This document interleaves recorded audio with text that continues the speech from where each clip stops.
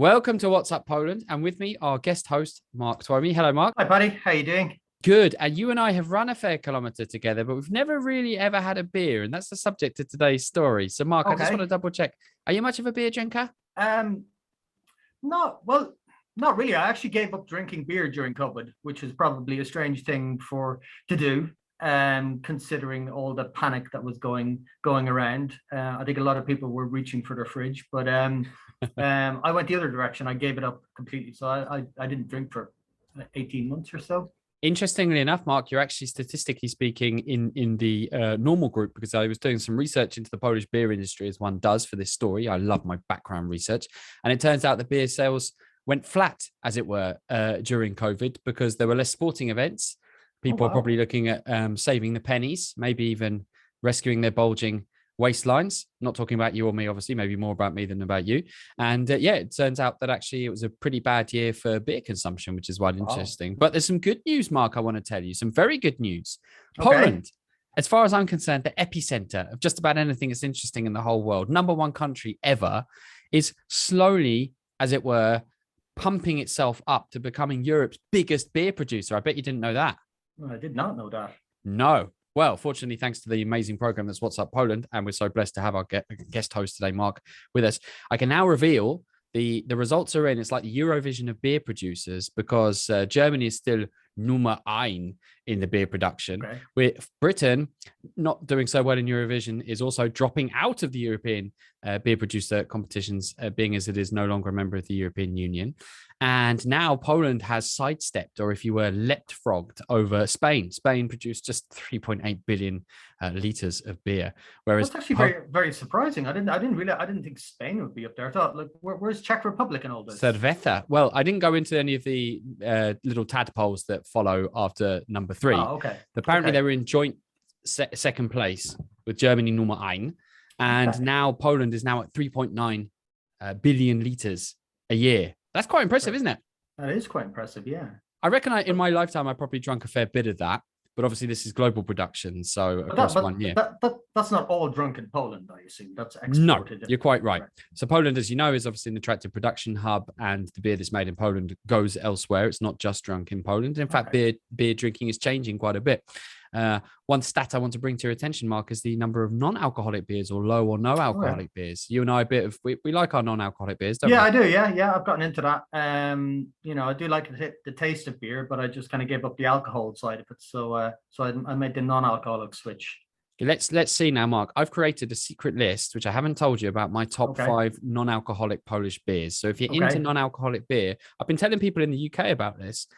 In my opinion, Poland has some absolutely awesome non-alcoholic beers. Let's see. What's your favorite? Have you got one that particularly tickles your taste buds? Yeah, there's one. I think it's a Slovak one. You can buy it in Lidl. It's Zlaty something. It's very nice. The name says what? It's not Złoty Baran. I think it's a golden label. Yeah, that's it. Yeah. Not on my top 5, but a good entry. Okay. And any other one? You got another one that you like? Another one that I do like, it's a bit citrusy though, is Polish one, Okocim. Their 0% is pretty good. I do like that one. I'm a bit shocked there, Mark. I did not think the Okocim 0% would get anywhere close to your top 5. I thought we were cutting ourselves off. And actually, surprisingly, when I did drink beer, I rarely drank Żywiec because it gave me terrible hangovers. But actually, Żywiec 0 is really tasty. Getting closer to the Paddy's top 5 there, Mark. Well, I won't forgive you. You're not supposed to know what I drink in my home time, although we do spend quite a lot of time in strange hours of the day together running in the forest, just you and me. So you probably should know that by now. But I'm going to give you my top 5 non-alcoholic beers.